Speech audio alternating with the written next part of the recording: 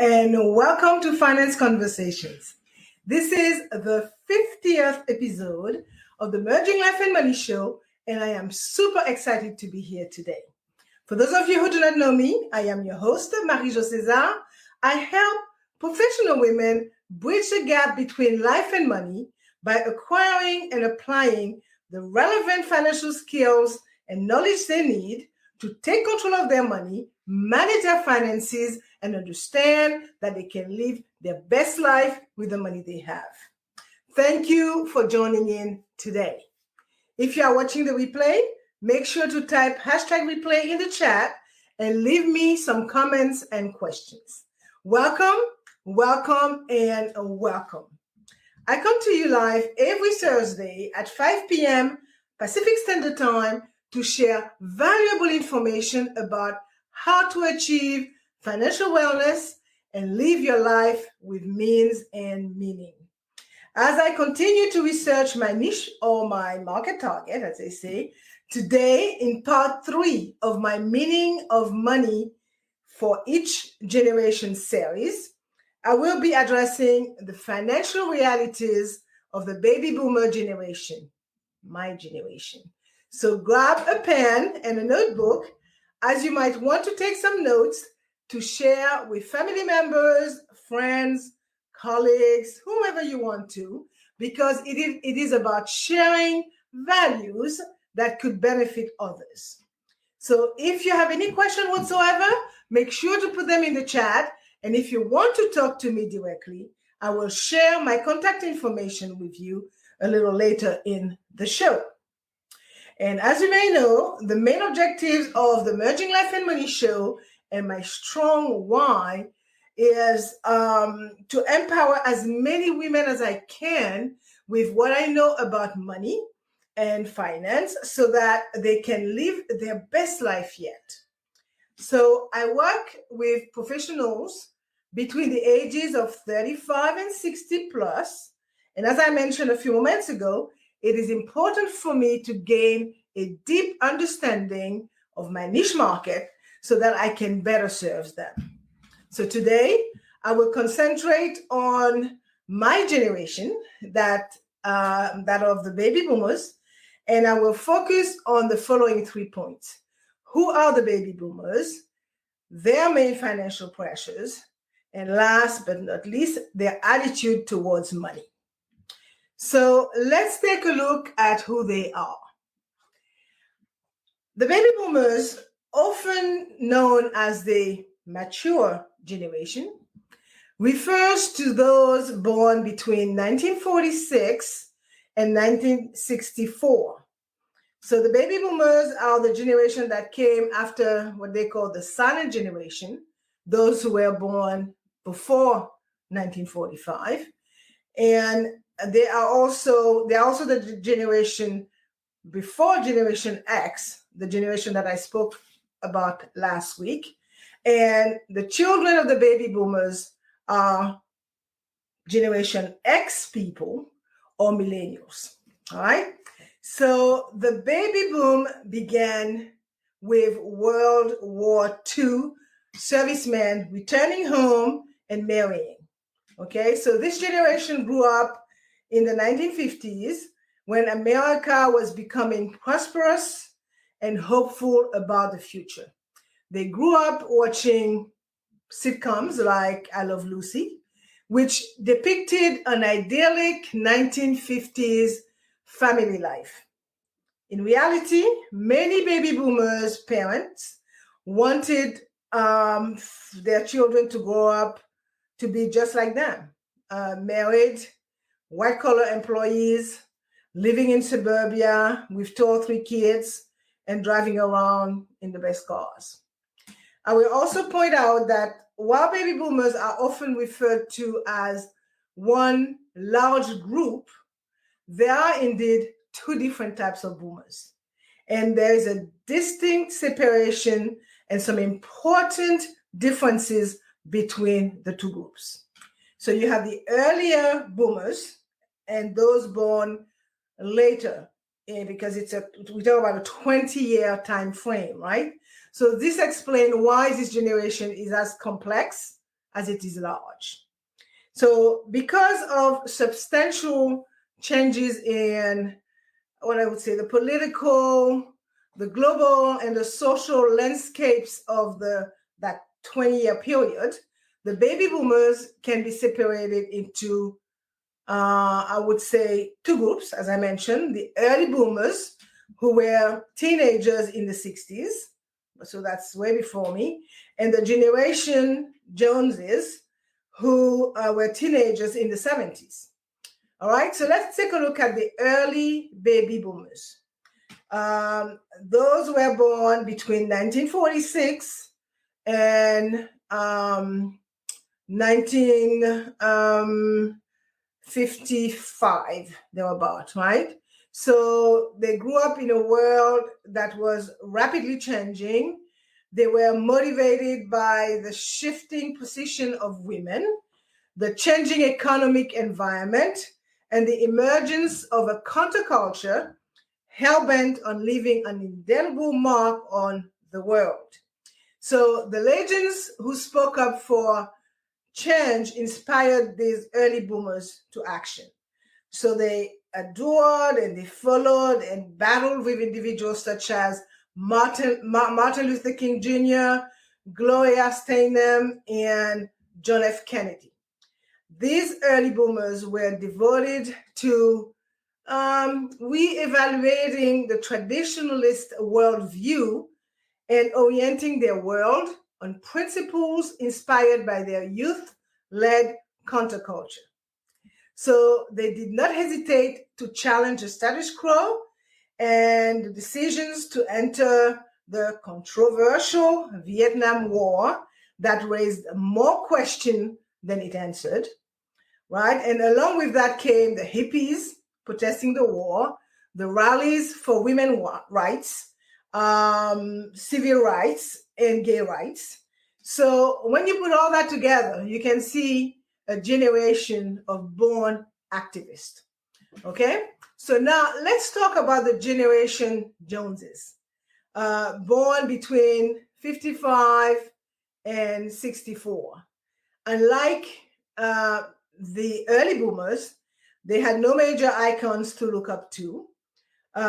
This generation did not have the idealistic and optimistic outlook of the early boomers. Okay, instead, they were feeling the effect of an economy that was drastically going down by then. We're talking about 10 years later. They grew up in a climate of economic hardship and diminishing post-war optimism, which marked their formative years, right?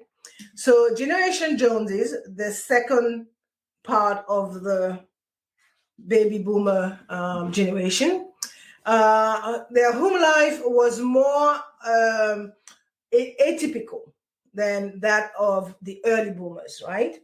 So due to changes in the economy and employment availability, more households were compelled to have two working parents, right? So when they attended school, there were insufficient desks and books in the classroom because of the educational system inability to accommodate such a big group of people because it was a boom, right? So they were unwilling to put their children in the same circumstances. And as a result, families began to shrink in size, right? So they were having less kids. And when the pill became accessible, birth control pill that is, birth control and family planning were easier than they had been before. So as a generation Joneses enter their formative years, divorce was on the upswing, requiring youngsters to spend more time working independently and caring for themselves.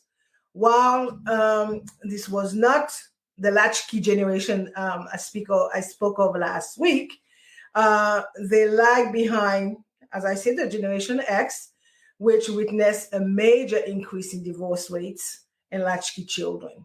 But the end part of the boomer generation, if you will, were the beginning of that whole latchkey, kids being raised by TD, etc. So while the economy tanked, the fuel cost skyrocketed, the oil embargo wreaked havoc on the country, and job opportunities just shrank, right? So Generation Joneses, which is the second half of the baby boomer, needed to develop greater self-reliance and learn to fight for their future, as they rapidly realized that nothing would be handed to them. Okay? So with a competitive job market, they recognize the need of putting their heads down and working hard, as the primary focus was on retaining their jobs. Okay, so this time of intense rivalry for job security has remained with the Generation Joneses, who gained their name by constantly trying to keep up with the Joneses for something more. So you do understand where this wanting to be like the Joneses comes from the second half of the baby boomer generation. So now let's take a look at the second point, which is, what are the baby boomers' main financial pressures? Okay, baby boomers are under a great deal of financial strain. No, that's not even a joke.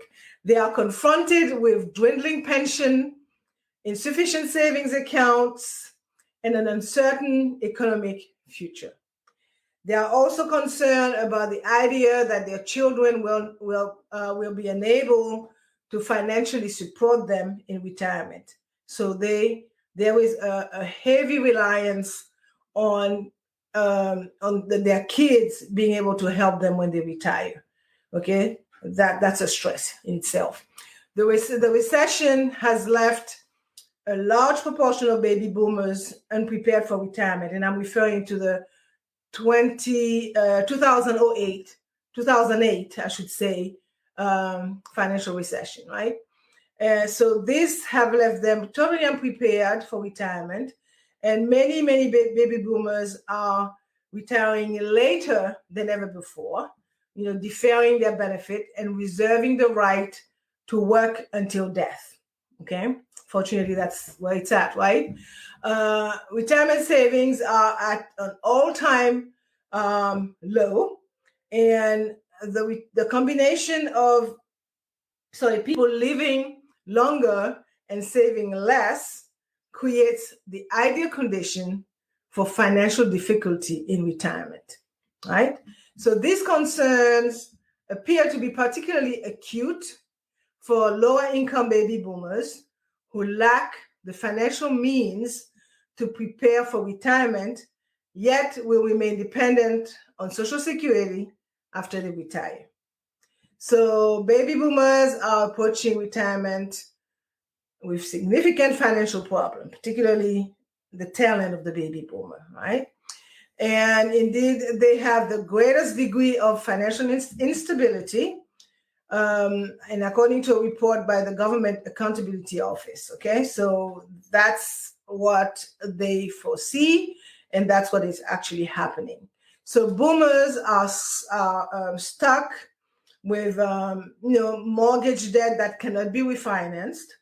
Okay, they face a nursing facility stay that might cost up to $1 million over a 20-year period. Yes. It is that expensive to have a reasonable standard of living in a nursing facility, right? And they're struggling with diminishing wages as they take part-time employment in retirement, right? So as a result, many baby boomers, retirees, are living below their means or even incurring debt to make ends meet, right? This has led to some experts to predict a huge increase in bankruptcies among older Americans. Okay, so as a late wave of baby boomers approaching retirement, the like of myself and many others, it is critical for them to understand how much income they may anticipate from Social Security payments and what measures they can take now to guarantee they receive all of the benefits they are entitled to. Okay, so I would say as well, so while their chief concerns are retirement savings, they have other financial stresses like healthcare cost and emergency savings. Okay, the suggested amount for an emergency fund is 6 months roughly worth of spending. But according to a study conducted by Northwestern Mutuals Planning and Progress, a startling 20% of baby boomers have less than $5,000. You hear me? Less than $5,000 in personal savings. And as a result, they are totally unprepared for any unforeseen cost, such as medical emergency or job loss.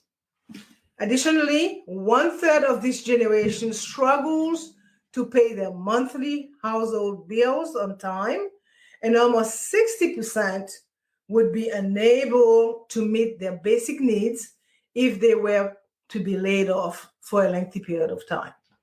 And I could tell you the pandemic was a forced layoff for a lot of people. So needless to tell you that currently the baby boomer generation is under a lot of financial stress. So I mentioned healthcare costs, right? And as you know, they are rapidly increasing, and baby boomers are particularly vulnerable. All right, so individual age 65 and over spend at least 41% of their typical Social Security income on healthcare, a figure that is predicted to reach well over 50% during the next 10 years, right? So take care of yourself. With the increase in or the betterment, I guess, in the medical field, people are living much longer.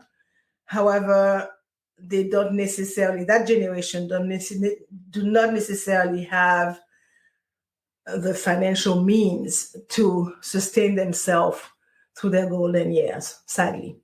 Okay, this implies that baby boomers must save even more as they near retirement, which is a hard thing to do, particularly in this current state of the nation with inflation as an almost all-time high.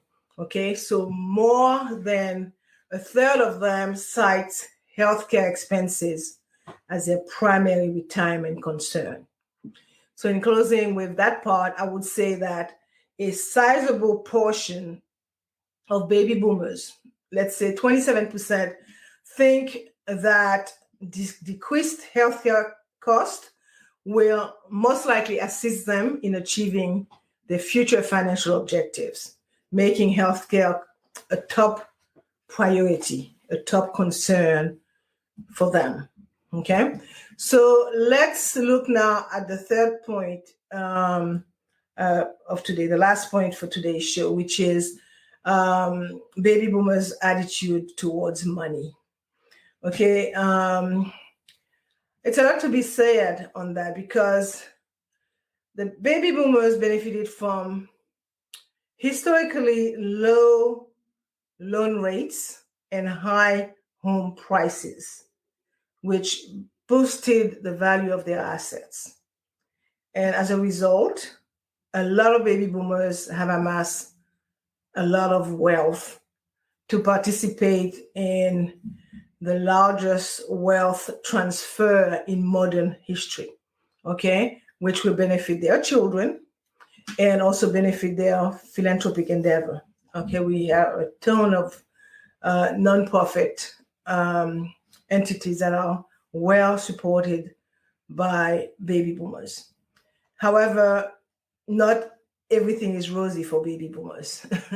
Many still owe money and they still owe a lot of money because student loan debt that they had They tried to repay that early, which they did for some of them, which get themselves in debt later on in life. And the advent of credit card came about, and not knowing how to use those credit card did not really make things any better for them.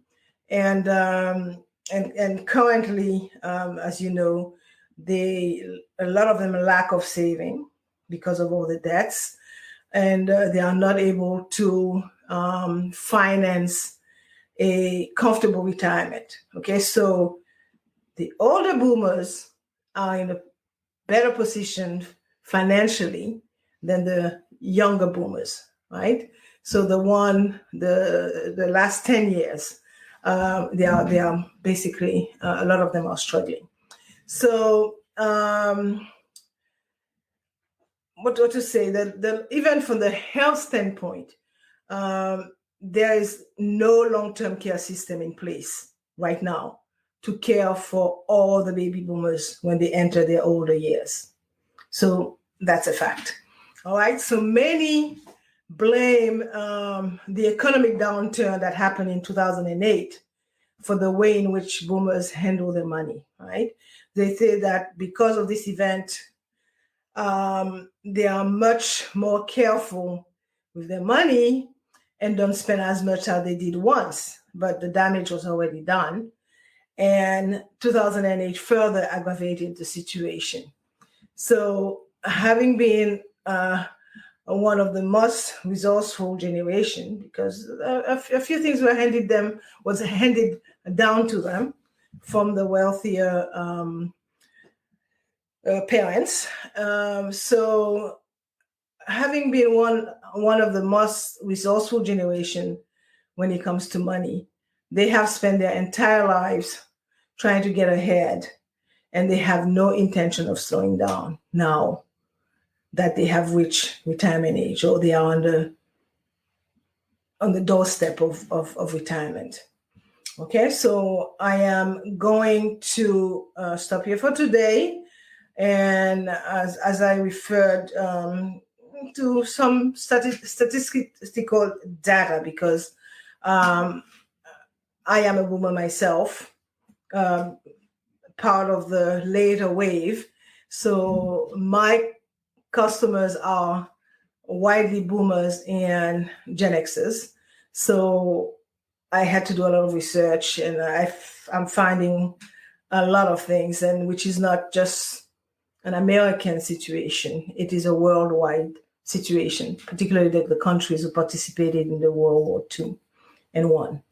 So today I talk about baby boomers' money habits, and I focused on defining who they are, and I looked at their main financial pressures, and we talked about retirement savings and healthcare cost, and I also touched on their attitudes towards money.